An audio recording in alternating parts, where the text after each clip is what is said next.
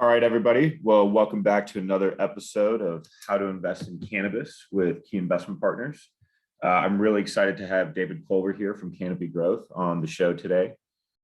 David, would be great to just learn a little bit more about you and your background, what you do at Canopy, and if you'd like to talk a little bit about what Canopy does. I think that'd be a great start to intro the show here. Great. Well, Tippy, it's great to be with you. Thank you so much for having me on. I really appreciate it. I'm excited to chat with you today. There's obviously a lot going on in the cannabis reform space, so we can get into that as we get into the discussion. But I have been at Canopy Growth now for a little over 2.5 years. I run their global government relations operation, and I'm based in Washington, D.C. So we have operations in Canada, obviously, which is where which are home base.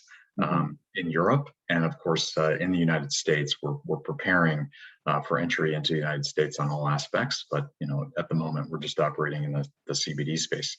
I spent I started out in politics in the late 90s. I'm dating myself a bit here, but I started off in the U.S. Senate, and I had a really fabulous work experience there, working for a number of members. And then I left and I spent 16 years at Distilled Spirits Counsel, which represents distillers across the US, both large and small. And it was a fabulous ride. I did government relations there, both domestically and internationally, and really had a great experience, and also was able to develop a lot of tools that I use now in the cannabis space, because so many alcohol is so heavily regulated, just as cannabis is, and cannabis will be ultimately at the federal level. So again, I'm excited to be at Canopy. I've got a great team underneath me, and we've just got an endless number of issues that we're working on right now. Absolutely. Yeah, I bet. Curious, how did you, coming from alcohol, I think, me working in the industry, I can see how tangential that is to the cannabis industry, but what attracted you to the cannabis industry in the first place, or how did you make your way to Canopy? Yeah, so there's been a number of alcohol companies that you've seen invest in cannabis, and Constellation Brands obviously is the one that has invested significantly into Canopy Growth. But when I was at Distilled Spirits Counsel, our trade association and the other trade associations in the alcohol space were starting to cover the issue. So we weren't lobbying on it in any way, shape, or form at the time, but we were definitely watching it very closely. So I had a pretty good idea about what was going on in terms of cannabis reform. There wasn't a ton, certainly not as much as there is right now, but I was watching it closely. And so when a friend of mine called me who had just left to go work for another cannabis company, and said that Canopy Growth may have an opportunity, I was very eager to go and meet and chat with these people from the largest company. I've been reading a lot about them. I was excited about the direction they were headed, and I sat down with the gentleman that hired me, and we hit it off right away. And that was really it. It was a really simple conversation, but it wasn't an easy decision to be. I think 2.5 years ago, I think a lot of people looked at me and kind of rolled their eyes and were wondering, why on earth would you leave a sophisticated industry and a great job to go work in something that is unsophisticated, new, and potentially risky? It was a risk. Now, fast forward 2.5 years, my company, I'm kind of the shiny object in the room. Everybody's excited to talk about cannabis, but this is a big change from where we were. It's still risky, it's still new, but I'm really excited about my decision. It's been a good ride. That's great. Yeah, and I can tell you, my experience has been somewhat the same. My foray into the cannabis industry was also about 2.5 years ago, and leaving traditional private equity. My mom, the first question she asked me is, what am I going to tell my friends? And now she's couldn't be more proud of what I'm doing here at Key.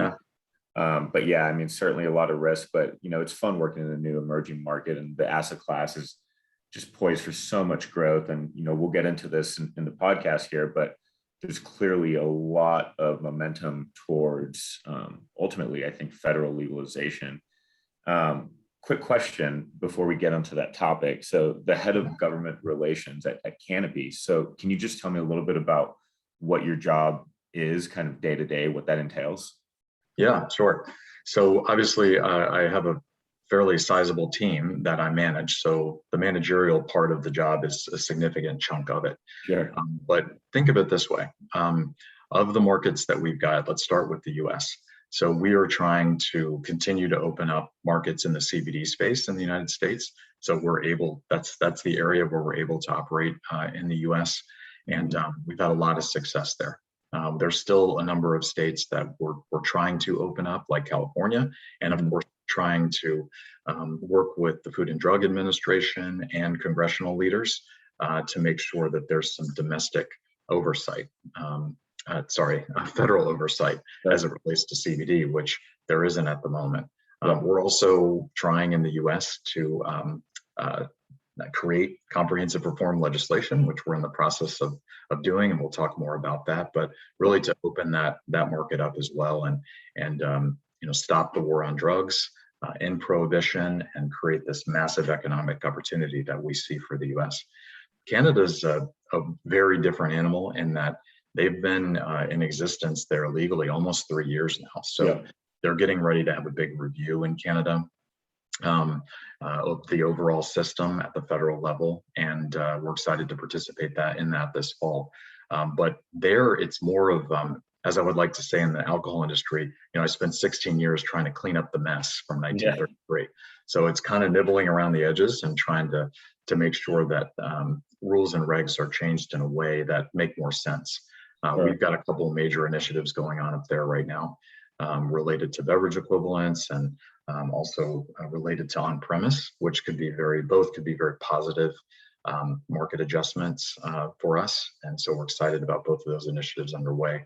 And then in Europe, it's a lot of, country by country trying to open up markets and then dealing with the existing medical markets that our business is operating in. So it's an exciting time all around the world. And I think if the US does ultimately reform, my job's going to get a lot busier, Tibby, because half the world's going to follow the US's lead.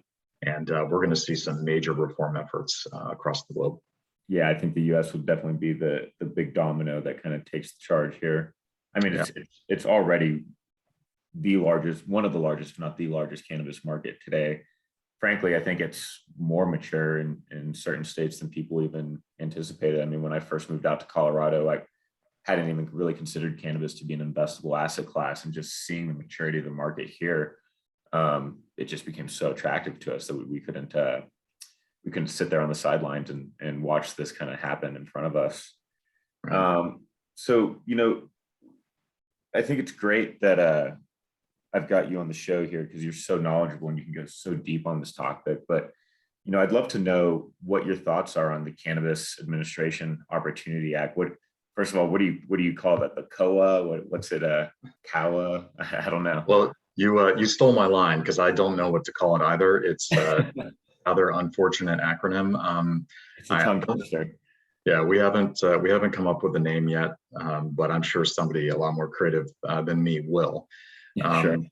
But this is the most exciting, in my opinion, piece of legislation that we have ever seen in the cannabis reform space. I could not be happier that I am on your show talking about a 170-page bill that has a very robust regulatory structure that's specific to cannabis. And I feel, cautiously optimistic that we have a real opportunity this year to get this Congress to get reform done. Wow. Yeah. So if you had to put a timeline on it, what would be your kind of finger in the air? Obviously, you don't have a magic 8 ball in front of you, but no.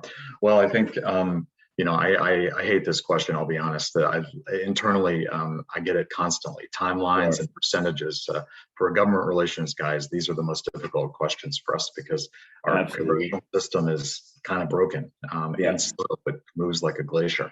But the opportunity that we have now is really this Congress.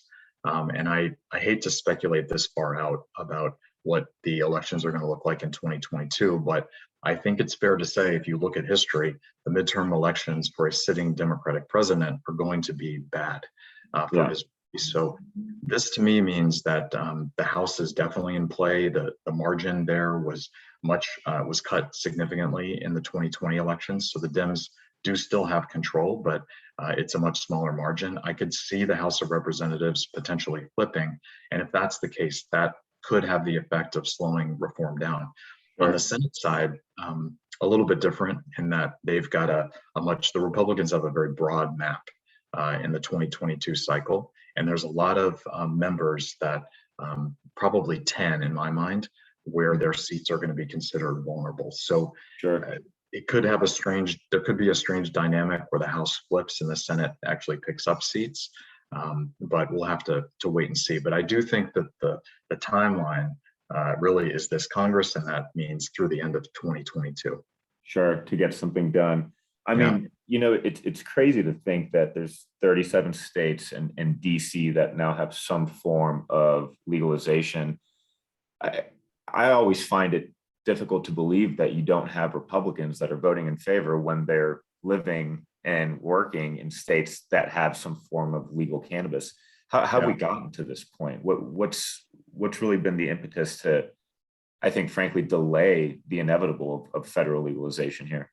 Yeah, well, I think your question is a great one, and something that has been a real head scratcher for me too. But let's tackle this a couple different ways.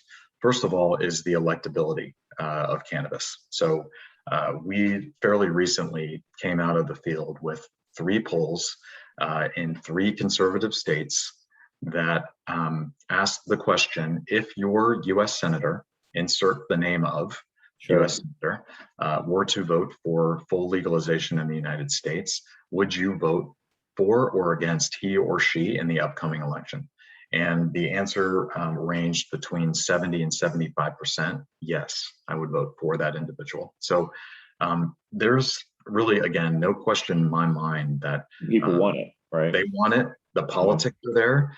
And a lot of these members haven't come around, I think, primarily because they've had 50 plus years of the war on drugs that they've been voting in favor of, and it's what they believe. Now, we've been having conversations with Republican senators, obviously, as we're in this comment period related to the Senate package that you referenced earlier.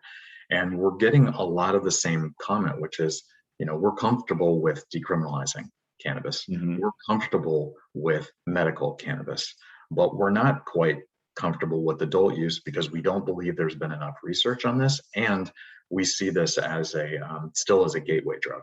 So the gateway drug comment is something that drives me bananas. And for those of you that are in the space that have a science background, I'm sure it makes you want to pull your hair out. Cannabis is not a gateway drug, period, full stop. So my job is to present that argument on Capitol Hill. We are doing so. We have the science behind us. I have a lovely color glossy that I can send along to you, Tibby, if you want to see it.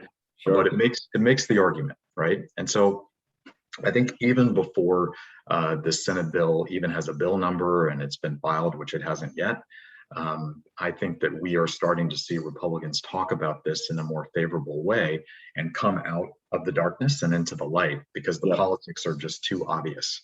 And they realize that they need to end this federal state conflict for the simplest of reasons, to make sure that there aren't armored cars driving around their state anymore full of cash from cannabis companies. And of course, looking back and ending the war on drugs, creating opportunities for people of color. All of these are themes that Republicans are just as keen on as Democrats are. So I'm excited about the conversations I've been having here in the month of August, and I think there's going to be a bunch more. And I can very easily see 10 Republicans in some way, shape, or form getting on board with cannabis reform. So your comments there kind of struck a few questions that I'd like to ask. I mean, ranging everything from the potential for maybe the Safe Banking Act passing if the cow or however we want to call this bill, to social justice, social equity. So I'll kind of just get started from the top here. For the benefit of the viewers of the show here, you mentioned decriminalizing. We've heard of rescheduling, descheduling. Can you just kind of talk to us what the difference is between those and what this bill ultimately would do if it was passed? Yeah. So this bill, to answer your last question first, this bill takes cannabis off the Controlled Substances Act completely. So it would be a complete removal. They put in a 180-day time limit for that to occur once the bill is signed into law. And this actually, if you do take it off schedule completely, this solves all of your issues related to banking, use of credit cards, access up to capital, business deductibility, all the things that we talk about day to day. This does solve. Essentially puts it on par with alcohol. Exactly. It puts it on par with alcohol. But there is a lot of discussion about decriminalization of cannabis. There are very few arrests that are federal arrests in the cannabis space. So if you think about decriminalizing, yes, this would be a very important step forward, but it wouldn't solve all of the problems that exist in the states related to those that have been arrested for nonviolent cannabis-related offenses. So you have to deal with that as well, which is why this bill tackles expungement of records, so that those that do have nonviolent cannabis-related offenses, they could get on with their lives, to be blunt. I mean, they could get better jobs. They could get a loan for their car. They could get an apartment. I mean, this is something for millions of Americans. Just having this hanging around their neck has been so difficult, and it's just made their lives so difficult. I can't even imagine. I haven't had that burden, and they have, and that needs to be corrected immediately. And then in terms of reschedule, that would mean, and the president's talked a bit about this during the campaign, you know, if you move it down to Schedule 2 or Schedule 3, then it just means that it has more medical use. But still, you've still got this federal state conflict. And I don't think that's the way to go. I think we need to just take it off the schedule entirely. We need to provide some sort of federal oversight, a fairly light touch, which is what this bill does. And then we allow states to have the bulk of the regulatory authority so that we preserve existing state markets. And it's, again, very similar to what we're looking at in beverage alcohol right now. Yeah, no, that makes a lot of sense. And, you know, talking about kind of social justice and social equity, do you feel like this bill has enough of that already baked in, or could there be more? I mean, the war on drugs has clearly negatively impacted primarily communities of color. Can you talk a little bit about how this bill resolves that? You talked about expungement of records and whatnot, but I'd love to just get a little deeper there. Yeah, I do think that this bill tackles this adequately. And there's a reason, though, that it's out for public comment right now, is to make sure that we are, that this portion of the bill is as robust as possible. I think that the federal excise tax that they are proposing within the package is going to be used primarily to go back into communities that have been disproportionately impacted by the war on drugs. That's going to be really important. And also the expungement of record piece, which is in there. And again, we've talked through this already, but I cannot stress the importance of this enough. The other probably broader and most important comment I can make about that effort in the social justice space within the bill is that we need to right the wrongs of the past before we open up this market nationwide, in my opinion, and also in the opinion of my company. It was just, the war on drugs was so bad to so many people. I've spent countless hours of my time learning individual stories and learning the hardship that this plant created for people, and I'm horrified by it. It's the one thing that I wake up in the morning thinking about and working on in terms of cannabis reform, that I want to do it because I want to make sure that we get this right, and that we do help those that have been really hurt by cannabis for so many decades. I'm angry about it. And yes, I think about the economic benefits that this is going to have for my company and for the industry nationwide, and quite frankly, for tax coffers all across the board. But I'm more interested in seeing those that have suffered as a result of this, finding a better path forward. Yeah, trying to right those wrongs. I couldn't agree more, and really just want to give thanks to you for your efforts on Capitol Hill. I do think that we are going to get the reform that we're looking for. I think, you know, I have these conversations all the time, and everyone seems to be on the same page. And, you know, I think we will all rise with the tide here. Yeah, I mean, I think you're right that it's going to happen eventually. Yeah. But I will just comment quickly that there was a lot of negativity after this Senate package came out. A lot of analyst reports that I read were like, well, this is dead in the water. And I couldn't disagree more. For those of you that do write those reports and are listening to this, please email me, call me, because I'd like to walk you through what I think is going to play out. That this bill doesn't even have a bill number yet. We haven't even started the process yet. Right. And yet I'm already hearing in the month of August, Republican senators coming out talking about cannabis, which they were not doing 6 months ago, a year ago. Yeah. This is going to get a lot of attention starting in September. And I think the Democratic leadership, including Senator Schumer, Senator Wyden, Senator Booker, they've all said that they believe very strongly that we need to go after comprehensive reform first to right the wrongs of the past before we deal with these other smaller issues that are in front of us right now, like business deductibility, access to banks, et cetera, et cetera. And that actually is a great segue into my next question here. In the event that we don't get this bill passed, in this congressional session, what's next? Is it safe banking? What's a logical next step for us to work on? Well, I could be in big trouble at my at the office. That's probably my first comment if we don't get it done. Okay.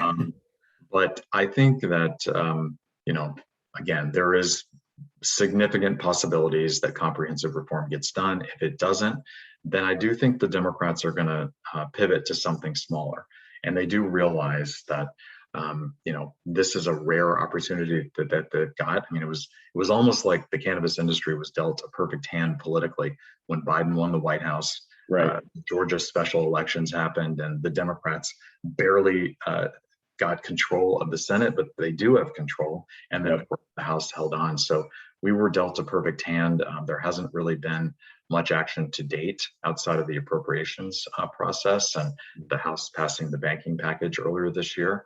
But we have this opportunity, and I don't think the Democrats are going to miss it.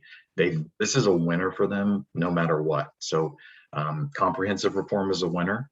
It's a winner if they have the Republicans, every one of them vote no. I think they can use that as an issue in the 2022 elections, but I don't think that's the intent. I think the intent is to actually work in a bipartisan way. Heard it out of Senator Schumer's mouth repeatedly, and they want this to be done in a bipartisan way, and then it's the Democrats that were able to get this done ultimately. So, I'm very hopeful about it, but I do think there will be a fallback, and you should probably be looking for that fallback position to be something that's similar to the line in the sand that the bulk of the Republican senators are comfortable with. And what that is exactly, I don't know. But is it a combination of banking, business deductibility, and some aspect of social justice like expungement? Potentially. But that's something that we all need to be watching very closely, because that could be at the end of the day where this ends up. Yep. And, one final question here for you. So let's talk about President Biden. Where is his stance on this bill? Is he in favor of reform? Is he more moderate, or just kind of letting things unfold how they are? Yeah, he's been relatively quiet to date, which, to be blunt, is unfortunate in my opinion. No offense, Mr. President. But if you back up to the campaign, the president was very outspoken, as was his vice presidential nominee at the time, Senator Harris, now Vice President Harris, about the fact that they were comfortable with decriminalization and also rescheduling. So we've talked about both of those already. But when the president got into the White House, he was dealt a really tough hand. I mean, he had to get the pandemic under control, which has been more than a full-time job. And I applaud him and the administration for all they've done. It could be headed in a bit of a bad direction yet again, and they are going to be the ones that again have to deal with that. But they also needed to restart the economy, which they are in the process of doing. And you probably saw the Senate earlier this week and the action that they took on the infrastructure package. But a lot of the things that the president really wanted to focus on, he wasn't able to because he had to have his hand on the wheel as it relates to these other two issues. But now is the time that they need to start focusing on cannabis reform. And I was disappointed after the Senate package came out that the president's press secretary at our conference, basically said our position hasn't changed. I think that was a mistake. I would have preferred if they came out and said the president's looking forward to working on reform issues and having discussions with leadership. Right. Simple as that. Because I think the themes of cannabis reform, opportunities for people of color, policing reforms, prison reforms, economic development, they're all within this package. Every one of those themes is within the Senate package, and they're all themes that the president is focused on right now. Right. So, if he were sitting here with me now, that's what I would tell him. But he's also at that age where he's had decades of focus on the war on drugs. And again, like, those are hard positions to change. And I'm not being critical of that. I very much respect him and all the work that he's done and the service that he's provided this country. But it's time to have a different conversation about cannabis reform. And I hope he's ready to have it with us soon. Yep, absolutely. Well, David, thank you so much for your time and for your insights here. This has been an extremely useful show. I think we've got a ton that we can still learn from you. I'm certainly walking away with a new insight and perspective on how reform can pass. I'll admit I was a bit more skeptical about the potential for this bill to actually get passed, but after listening to you, I think that it makes a lot of sense on why this could pass. Totally agree with your comments on President Biden. I think this is a huge opportunity that would be missed if they didn't jump on it. So we're definitely on the same side here. I hope that we can get something done, especially at the federal level. Good.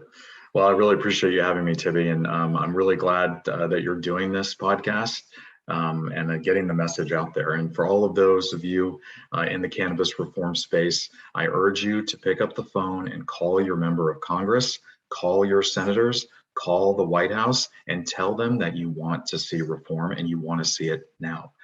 Your voice is a lot more important than mine. And I'm kind of sitting here in Washington, puppet mastering a lot of this work that's going on. But your voice is very powerful, and I encourage you to use it. Yep. Well, you guys heard it here first. Call your senators, call your congressmen, congresswomen, and let's look for reform. Well, David, thank you so much for your time. Looking forward to chatting again in the future. And thanks, everyone, for joining the podcast here. Thanks, Tibby.